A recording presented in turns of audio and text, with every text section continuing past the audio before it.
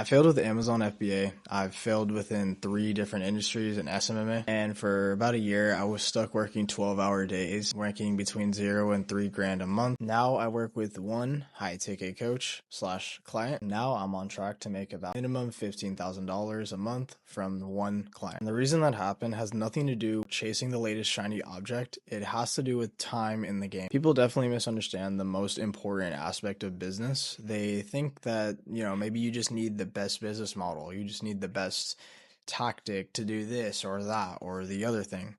When in reality, you need to just master a skill that is actually valuable over a long period of time, over a few years.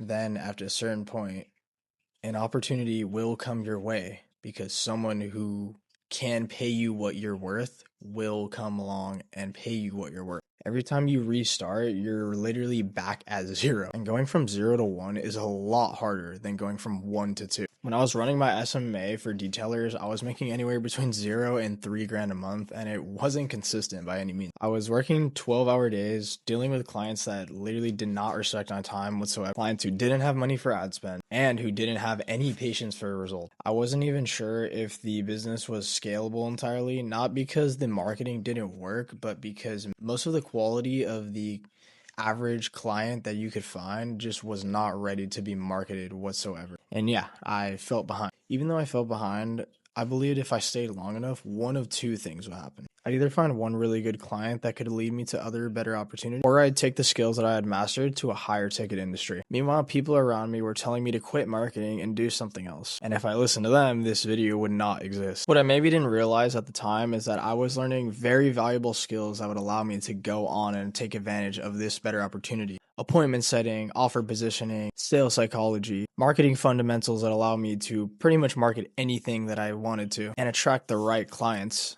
I thought I was just a detailer marketer, but I was literally just becoming a marketer, period. And very, very recently is when everything changed for me. I started working with a higher ticket real estate client who wanted to put together a coaching program. And he had vast resources to put together a great program. Besides just giving access to help whenever the investors needed it, he had many things that actually allowed them to directly generate revenue instead of just, selling info. But I built everything: the offer, the marketing strategy, the content strategy, sales strategy. And then I realized that I was doing the same exact appointment setting and other setup that I would do for a detailing client, except now these leads were reaching out for packages that were well over 20 grand. 90% of everything pretty much stayed the same, except I just learned a different niche a little bit. Higher ticket markets create leverage for people like me because we get paid on a results basis, meaning obviously less sales, higher price still.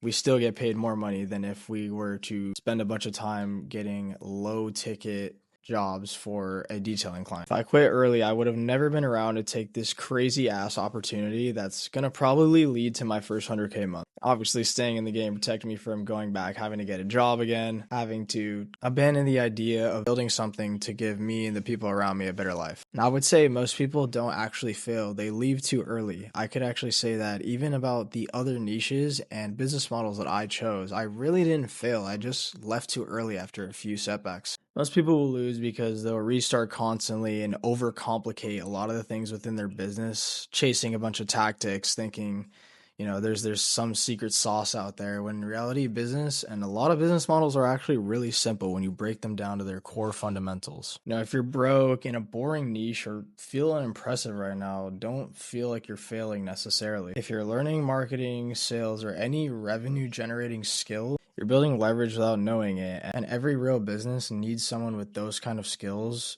either helping them or within their business to make them more money. So time in the game doesn't mean waiting. It just means sticking to what you do, really mastering it so you can get paid fuck you money. I would say restarting every year, cost people their first 10K month, 100K month, or even $1 million month, because they're never really building momentum with the skill that they have. They're just literally restarting 24/7. So if you're still in this shit, you are closer than you think. See?